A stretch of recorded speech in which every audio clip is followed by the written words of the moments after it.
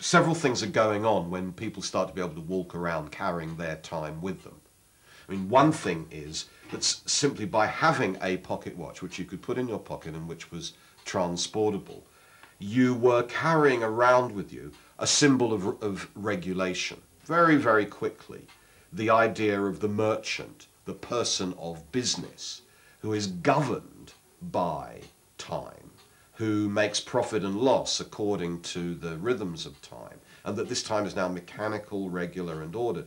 That person becomes a symbol of commerce, trade, urban living, and is always contrasted with the slower rhythms of pastoral life. So the privatization of time, the portability of clocks, begins to introduce a really profound distinction, not just between town and country, but between two kinds of trade, between commerce and the farm, between the merchant and the ploughman. And that's a very early and really profound distinction.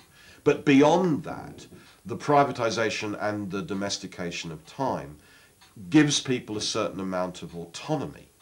Their notion of rights, for example, is often articulated in terms of demand for equal time, linking how much they're paid to how much time has elapsed.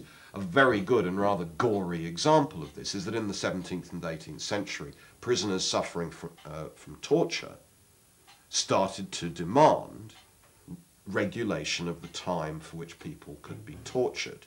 And there's a papal edict in the 1500s, followed by government edicts in the 16 and 1700s, saying torture cannot continue for more than 1 hour a day, or something like that. Now, for obvious reasons, those rules are more honoured in the breach than the observance. But even in something as extreme and gothic as torturing prisoners, one starts to see this new kind of time consciousness beginning to develop in 17th and 18th century Europe.